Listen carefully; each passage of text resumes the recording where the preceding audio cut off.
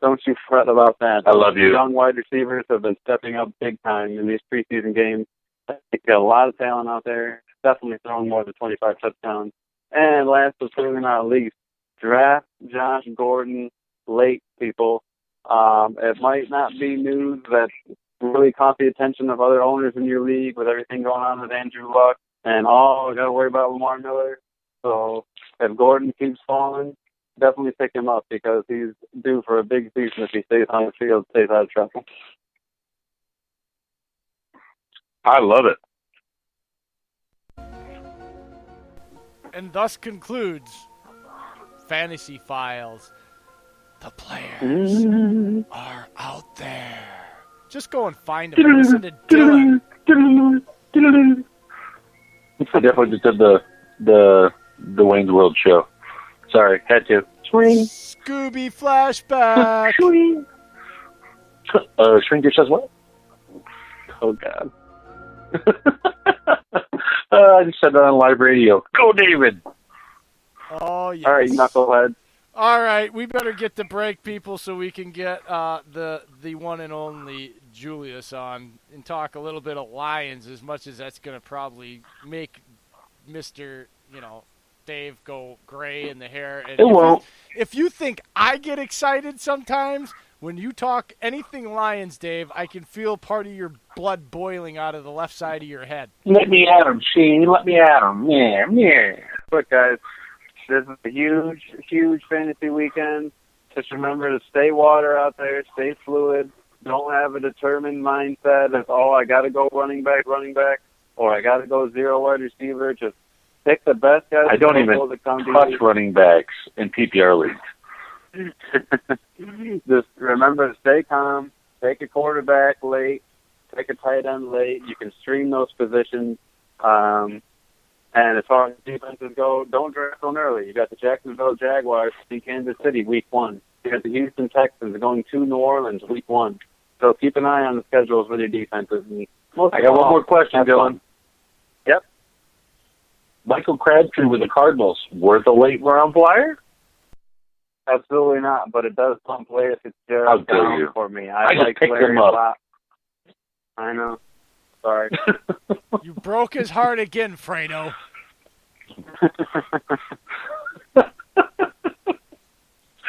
Oh, God. All right, we need to get Julius on here, man. Thank you so much, Dylan, for coming on.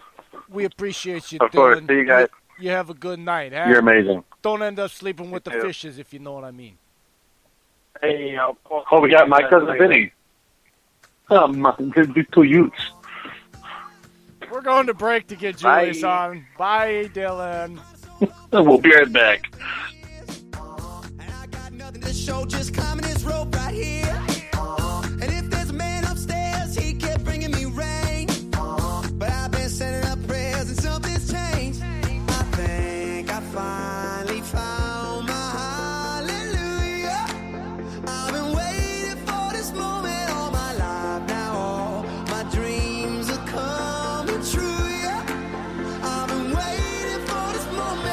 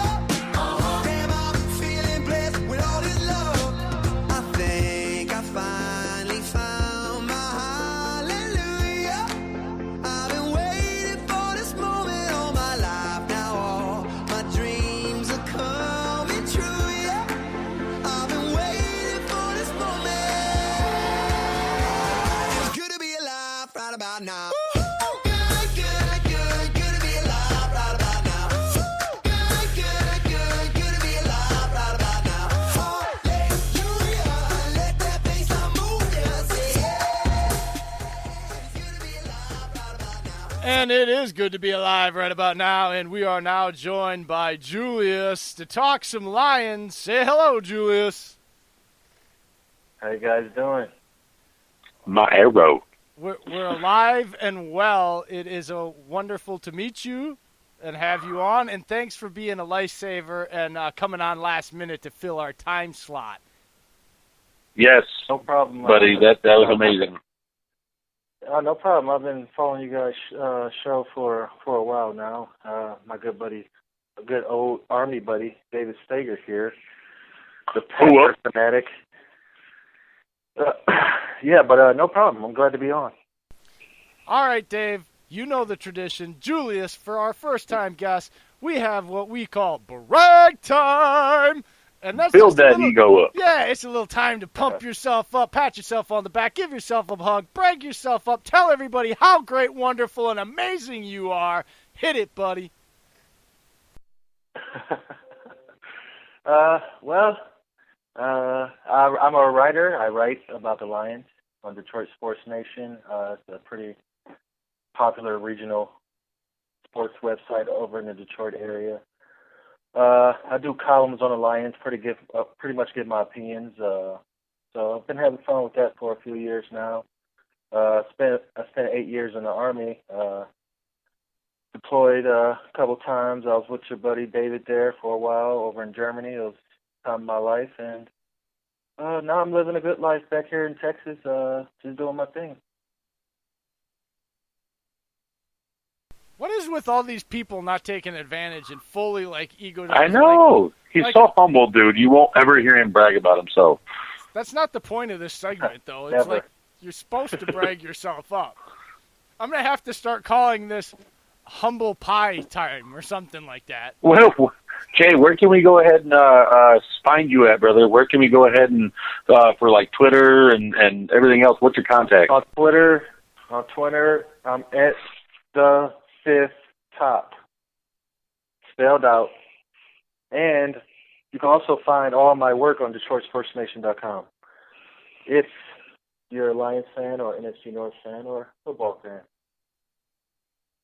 He has some good work, people. I've read it, and even I'm against the Lions, but it's still good. Yeah, I was a little hesitant to get you on because every time I bring up the subject of, Matt Stafford being the Detroit Lions, Porter knows. Cheaper version of Brett Favre and how nobody seems to appreciate that he's the best quarterback in their franchise history, really. And then Dave just goes like I said before we called you, I can always visualize the left side of his head just boiling blood coming out of it while we're talking this subject. So I was worried for Dave's overall mental and physical well-being of having a Lions person on.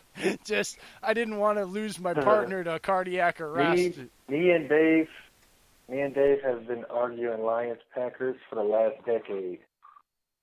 So this is pretty normal. Okay, if there could have been memoirs written about this, it would literally be like a novel series. Okay, well then I'm just going to get this started then, because this is going to probably be more entertaining for me then.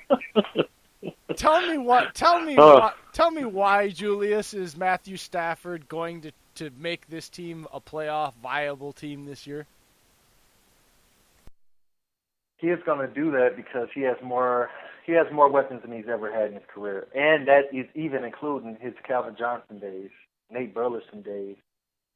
He has a more balanced set of weapons, a more balanced scheme. He has a run game now. He has an offensive line. He has tight ends. These are things he has not had in the past. So, as long as he stays healthy, that is the main reason why he would be successful this year.